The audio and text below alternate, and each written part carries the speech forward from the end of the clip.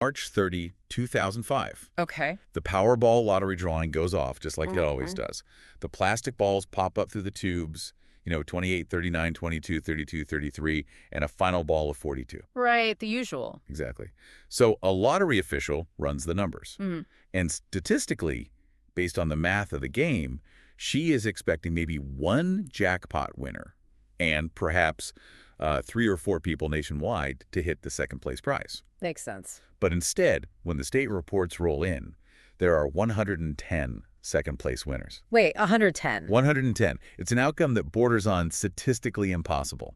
Naturally, they thought it was widespread fraud. I mean, you would. Right. But the truth was actually even weirder. Almost all of those people got their numbers from a fortune cookie. Oh, wow. Yeah, specifically, these fortune cookies made by Wanton Food in New York. The company had just randomly pulled 6 numbers from a bowl and printed them on thousands of cookies, just to save time. That is wild. Right. Those 110 people didn't have a genius strategy. They literally just ate Chinese takeout. Pure, unadulterated luck. Total luck.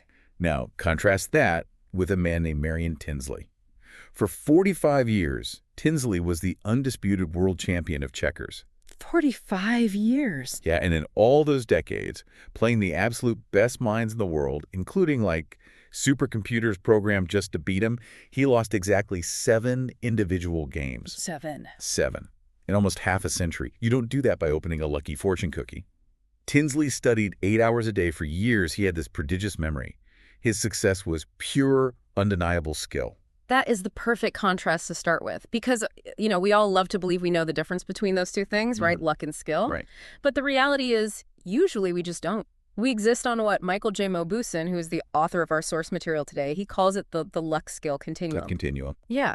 So if you imagine a line, on the far left, you have activities of pure luck, like spinning a roulette wheel. On the far right, you have pure skill, like running a 100-meter dash or playing a game of chess against Marion Tinsley. But the problem, and really the reason we make so many terrible decisions in life, is that almost nothing we actually care about sits on those extreme ends. Exactly. It's all in the messy middle. Right. And Mauboussin shares this story about his own life that captures this perfectly. He was a college senior interviewing for this highly competitive job at Drexel Burnham Lambert in New York. Okay. He goes through this grueling day of interviews, sweating it out, and finally gets 10 minutes with the senior executive. He walks into this plush, wood-paneled office, looks under the executive's desk, and spots a Washington Redskins trash can. Oh, no way. Yeah. And Mauboussin is a huge fan, so he points it out. They spend the entire interview bonding over sports. And he gets the job. Just because of the trash can? Literally just the trash can. Months later, he finds out that every single one of his other 6 interviewers voted against hiring him. He was hired solely because the big boss overrode them, all thanks to that trash can. That is pure luck. Which brings us to the mission of our deep dive today. We are going to give you a mental shortcut to untangle skill from luck in business, in sports, and, in your own life. Because if you can understand exactly where an activity sits on this continuum, you can make vastly better decisions and basically stop being fooled by randomness. I mean, investing, business strategy, team sports, hiring, they all live in this gray area. But before we can actually calculate where something sits on that line, we have to talk about the elephant in the room, which is our own biology. Oh, yeah. Our brains are utterly terrible at recognizing luck. Okay, let's unpack this. Because there's this wild experiment by a science writer named Simon Singh that illustrates this perfectly. The audio one. Yeah. He plays a snippet of the famous Led Zeppelin song, Stairway to Heaven, for an audience, but he plays it backward. To the audience, it just sounds like total gibberish. Just audio noise. Yeah. Then he puts some lyrics up on a screen. He tells the audience, listen for these words. It's my sweet Satan, and so on. Right, the whole satanic panic thing. Exactly. And he plays the exact same backward gibberish again. Suddenly, everyone in the room hears the satanic message perfectly clearly. The audio didn't change at all, but the brain, once it was given a story to look for, it magically transformed random noise into a clear narrative. It's crazy, and that auditory illusion is really just a symptom of a much deeper cognitive mechanism. How so? Well, we can see this vividly in the work of Michael Gazzaniga. He's a psychology professor who studied split brain patients. Oh, these are the people who had the connection between the left and right hemispheres severed. Yeah, medically severed to treat severe epilepsy. And because the two halves of the brain couldn't communicate, Gazzaniga could test them independently. So in one famous experiment, he showed the patient's right brain a picture of a snowy scene and the left brain a picture of a chicken's foot. Okay, snow on the right, chicken foot on the left. Right. He then asked the patient to point to related objects from a lineup. The patient's right brain successfully pointed to a snow shovel, and the left brain pointed to a chicken. Which makes total sense so far. Mm-hmm. The right brain saw snow, so it picks a shovel. Mm-hmm. The left brain saw a claw, it picks a chicken. Exactly. But here's the brilliant part. Gazzaniga then asked the patient why he pointed to the shovel. Oh. Now remember, the left brain controls language and speech, but it had absolutely no idea about the snow scene. It hadn't seen it. Right. So you would expect the patient to just say, I don't know why my hand is pointing at a shovel. But the left brain didn't do that. It instantly invented a story. What did he say? The patient said, oh, the chicken claw goes with the chicken and you need a shovel to clean out the chicken shed. Wait, so the left hemisphere didn't even hesitate. Yeah. It literally just hallucinated a logical reason to make the world make sense. Yep. Just made it up on the spot. That is terrifying. Because if you think about it, our brains are basically functioning as our own personal spin doctors. They see an effect, like an arm pointing to a shovel or, landing a big promotion, and they completely invent a cause out of thin air just so the narrative is neat and tidy. Yes. We do this all the time with success. We suffer from something called creeping determinism.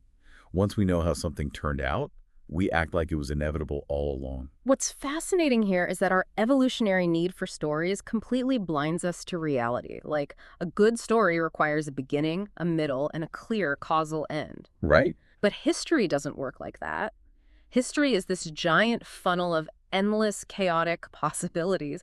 There are countless alternative events that could have happened, like hitting traffic, a competitor launching a day earlier, a boss being in a bad mood that constantly narrowed down into the one single event that actually did happen. Yeah, all those invisible forks in the road. Exactly. And we look at that one final event and assume our skill caused it, totally ignoring the massive role luck played in eliminating all those alternative histories. The author, Nassim Taleb, even admitted to falling for this. Really? Yeah, he had a great day trading stocks and realized he had taken a different cab route and worn a specific tie that morning, the next day. He forced the cab driver to take the exact same route and wear the exact same tie. No way. It's the post hoc fallacy. It's the brain's hardwired assumption that because event A happened before event B, event A must have caused event B. Okay, but if our brains are practically hardwired to write fictional cause and effect stories, then all those business books I see at the airport, the ones promising the secrets of billionaires or the habits of highly successful companies, those must be inherently flawed. They are, and this brings us into very dangerous territory. When you try to learn by only looking at success stories, you end up learning the exact wrong lessons. Interesting. A strategy professor named Jerker Denrell calls this the undersampling of failure. Take a famous business book like Good to Great. Oh, classic. Right, everyone knows it. The researchers looked at companies that achieved massive success, isolated their common traits, and told the world, do these things and you'll be great too. The fatal flaw in their methodology is that they ignored all the companies that utilized those exact same risky strategies but went bankrupt. Oh, wow. It's the ultimate survivor bias. Yeah. It's like studying a group of millionaire lottery winners, realizing they all bought their tickets at a 7-Eleven on a Tuesday, wearing blue shirts, and writing a best-selling book saying, the secret to wealth is going to 7-Eleven on a Tuesday in a blue shirt. That is a perfect analogy. You're completely undersampling all the people who did the exact same thing and are now broke. Precisely, because it illustrates that you are observing the outcome, not the actual strategy. There is a concept that explains this called the strategy paradox. Okay. The paradox is this. The exact same bold behaviors that maximize your chance of massive success also maximize your chance of total failure. Because it's a huge swing. Right. Taking a huge concentrated risk is often required to win big. But if the environment shifts, that same concentrated risk guarantees you lose big. Look at the Sony mini disc. Oh, yeah. Remember those? Sony had a brilliant strategy. The disc was smaller than a CD. It wouldn't skip when you jogged, and you could record your own mixes on it. It was so cool. It was. And Sony used their existing CD manufacturing plants to keep costs down and leveraged CBS records, which they owned, to guarantee a music library. It was a textbook, flawless, highly integrated strategy. Right. So why did it fail so spectacularly? Because out of absolutely nowhere, the internet and MP3s just exploded onto the scene. Exactly. It was a miraculous failure of a great strategy brought down entirely by incredibly bad luck in the form of a shifting technological landscape. It reminds me of the research from Dr. John Ioannidis on medical studies. Oh, yes. He wrote this bombshell paper showing why most published medical research is just flat out false. When researchers use observational studies, where they're basically just looking at massive piles of existing data rather than running controlled experiments, they fall into the trap of testing too much data until a random correlation pops up. The false positives. Exactly. Like that one infamous study claiming that women who eat breakfast cereal are more likely to have boys. Right. If you track 132 different foods over time, pure chance dictates that one of them will suddenly look statistically significant. It's just the brain inventing a cause. You know, cereal creates boys, where there's only the noise of luck. And that is the core danger. When you're dealing with activities that sit closer to the luck side of the continuum, having a good process does not guarantee a good outcome in the short term. Wow. You can do everything perfectly like Sony did and still lose. History is a terrible teacher when luck dominates because cause and effect are only loosely linked. But look, we can't just throw our hands up and say, well, it's all noise. If I'm an executive trying to evaluate a portfolio manager or, I don't know, a coach looking at a quarterback, I have to be able to judge performance. We need a better mental model to deal with this. We do, and the source material gives us a brilliant one. It's called the two-jar model. 2 jars, okay. Imagine you have 2 jars sitting in front of you. One jar is filled with numbers representing your skill.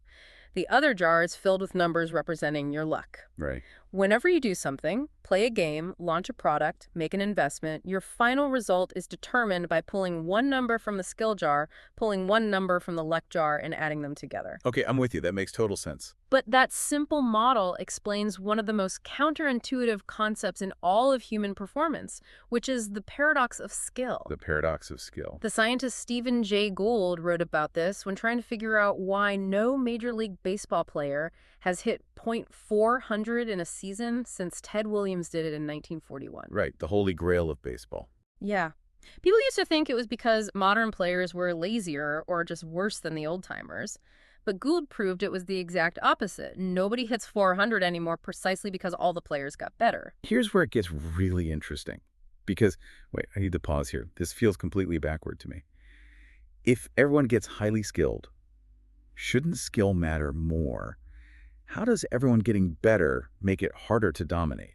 Because as absolute skill improves across the board, thanks to, better training, global recruiting, advanced nutrition, human beings start hitting the absolute physical limits of what is possible. Okay. When you look at the Olympic marathon back in 1932, the difference in time between the guy who won gold and the guy who came in 20th place was nearly 40 minutes. 40 minutes? That's a massive gap in skill. Huge gap. But by 2008, that gap between first and 20th had shrunk to just 9 minutes. Because everyone is converging on biological perfection. Exactly. The variance, the statistical spread between the best and the worst, shrinks. Think back to the jars. In 1932, the skill jar had numbers ranging all the way from 1 to 100. Today, because everyone is an elite, highly trained expert, the skill jar only has numbers from 95 to 100. So everyone is pulling a high scale number. Yes. So if everyone's skill is virtually identical, what becomes the deciding factor between winning and losing on any given Sunday? The luck jar. The luck jar. In a league of elite, equally matched experts, luck plays a much greater role in the outcome. When everyone copies best practices and achieves competitive parity, luck basically takes the wheel. But if luck is driving the bus at the elite level, how do we explain massive outliers? Right. Like, how do we explain those people who just win and win and win over and over again? Malcolm Gladwell talked about this with Bill Joy, the programming genius who co-founded Sun Microsystems. Oh, yeah. Bill Joy had incredible, undeniable skill. He put in his 10,000 hours of coding.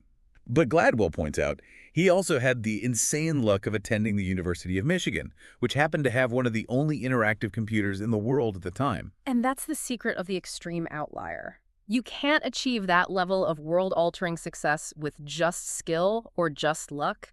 You have to draw the absolute highest possible number from the skill jar and the absolute highest possible number from the luck jar at the exact same time. Ah.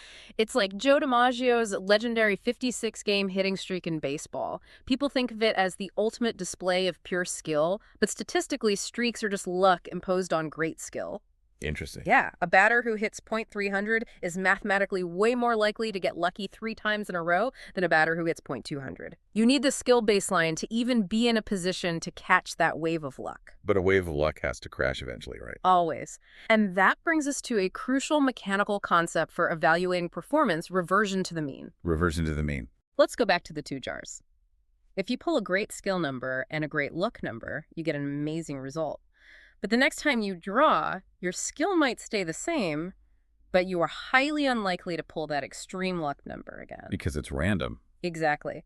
The expected value of the luck jar over a long period of time is always 0. The good bounces and bad bounces cancel each other out. So your performance will inevitably drop back down closer to your actual skill level. Statisticians actually calculate this using something called the James Stein estimator. Okay, I've heard of this, but how does it actually work mechanically? Think of it as a mathematical gravitational pull toward the average. It applies what's called a shrinking factor. Okay. Imagine a student who generally knows, say, 80 out of 100 facts in a subject. They take a random 20-question test, and it just so happens they get asked 20 questions they know perfectly. Wow, okay. So they score 100. If we take that score at face value, we assume they are a genius. But the James Stein estimator says, don't trust the extreme score. It mathematically shrinks that 100 back down closer to the 80. Right. It assumes the extreme score was mostly inflated by a lucky draw from the luck jar, not a sudden, massive leap in actual skill. Which totally explains why that Playboy playmate, Deanna Brooks, was able to beat 90% of professional Wall Street money managers in a stock-picking contest back in 2006. Yes. Because in the short term, investing is heavily dependent on the luck jar. Yeah. She just pulled a high number that year. The professionals didn't suddenly lose their skill. She just caught the right side of variance. And if she kept picking stocks for 10 years, the James Stein estimator tells us her returns would shrink right back down to average or below average. So what does this all mean for how we judge people? This highlights how dangerous small sample sizes are. It reminds me of the research by Howard Weiner. He showed a map of the United States plotting kidney cancer rates by county. Right, the map. And he noticed something bizarre. Rural, sparsely populated counties had both the highest rates of kidney cancer and the lowest rates. Which makes no sense initially. Exactly. People spent years trying to find an environmental cause, like, is it the well water? Is it the fresh air? But the real reason was just math. The county populations were so small that 1 or 2 cases of cancer or a year with 0 cases completely threw the average out of whack. Yeah. It wasn't the environment, it was just the noise of a small sample. If we connect this to the bigger picture, this is why understanding where an activity sits on the continuum is so vital. In a skill-heavy activity, like tennis, a small sample size tells you everything. You only need to watch Roger Federer play 2 or 3 games to know he's a master. Right. But in luck-heavy activities, like investing or launching a startup, a small sample size tells you absolutely nothing. A terrible investor can look like a genius for 2 years simply due to the luck jar. Okay, conceptually, the 2-jar model makes total sense. But in the real world, I can't actually look inside these jars. If I'm an NFL general manager or a CEO trying to hire a VP of sales, I can't just guess their luck-to-skill ratio based on vibes. Right. Is there actually a hard mathematical way to measure this? There is. We don't have to guess. We can use a mathematical concept called true score theory. True score theory. The equation is beautifully simple. The variance of the observed outcomes equals the variance of skill plus the variance of luck. Okay, lay that out for me. Sure. Now, when I say variance, I just mean the statistical spread of the outcomes, how wide the gap is between the best team's records and the worst team's records. Got it. Because we can easily look up the actual win-loss records and we can calculate exactly what the variance of a league built purely on coin flip luck would be. We can simply subtract the luck from the observed outcomes to find out exactly how much skill was involved. Oh, wow. And the numbers on this are wild. Because when they ran these simulations for the NFL, calculating what a season of pure coin flip luck would look like versus a season where the more skilled team won 100% of the time and then blended them to match real-world data, They found that the NFL is about 48% luck. Almost half. Almost half of the variance in a football season is just the weird bounces of an oblong ball, random injuries, and weather. Major League Baseball is about 34% luck. But then you have the NBA exception. Right. The NBA is only 12% luck. Skill utterly dominates professional basketball. Wait, hold on. I'm stuck on this. Earlier, we talked about the paradox of skill. The idea that as a talent pool gets global and everyone gets elite training, skill variance shrinks and luck takes over. Yes. Basketball is a massive, highly competitive global sport. So why is it dominated by skill instead of luck? Why doesn't the paradox apply to LeBron James? It all comes down to biology.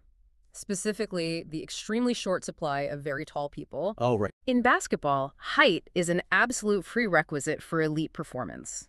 The average height in the NBA is 6'7". A staggering 27% of players are 6'10" or taller. That's massive. In the general population, being 6'10" is 4 standard deviations above normal. That means out of 100 million men on Earth, only about 3,200 of them are actually that tall. Wow. So even though basketball is played all over the world, they aren't drawing from a global pool of billions of people. They are drawing from a tiny, tiny pool of genetic lottery winners. Exactly. Because that strict physical requirement artificially restricts the talent pool to such a tiny number of people, you maintain a very wide variance in skill among those few people who actually do qualify. I see. A small talent pool prevents the paradox of skill from taking over. You don't have that intense clustering of equal talent that you see in marathon running or baseball, where basically anyone of average height can compete. So the elite skill of a superstar shines through, leaving luck at just 12%. This completely changes how you look at the world. We've seen how our brains absolutely hate randomness and will actively hallucinate false causes for everything we see just to feel in control. Yeah. We learned that studying only successful companies is a terrible idea, because you're completely ignoring all the unlucky failures who executed the exact same strategy. We uncovered the paradox of skill, the terrifying reality that as you and your competitors get better, luck actually matters more. Right. And finally, we saw that you can mathematically prove exactly how much luck is driving your industry. Applying these concepts and constantly reminding yourself that extreme success will eventually revert to the mean is really your ultimate shortcut to actually being well-informed. And this raises an important question for you to take with you regarding the portability of skill. Portability. Yeah. The Harvard researcher Boris Groysberg looked at star Wall Street analysts who were poached by rival firms. Their new employers paid millions of dollars for them, assuming the analyst's skill was entirely their own. But when they switched firms, their performance plunged. Really? Because a huge portion of their success was actually tied to the ecosystem, the research department, the IT resources, and the luck of their previous firm. Ooh, wow. Groysberg found the exact same thing in the NFL. When a punter switches teams, his stats stay exactly the same. Punting is a highly portable individual skill. It travels with you. Right, because you just kick the ball. Exactly. But when a star wide receiver switches teams, his performance almost always drops because his success is deeply reliant on the quarterback throwing the ball, the offensive line blocking, and the specific system he was standing in. So the next time you experience a massive win, the huge success in your life or career, don't just immediately pat yourself on the back. Ask yourself the hard question: how much of this was my own portable skill, and how much was the luck of the ecosystem I happened to be standing in? Exactly. Because as we've seen today, sometimes you are a strategic genius playing a perfect game of checkers like Marion Tinsley. But a lot of the time, whether you want to admit it or not, you just happen to open the right fortune cookie.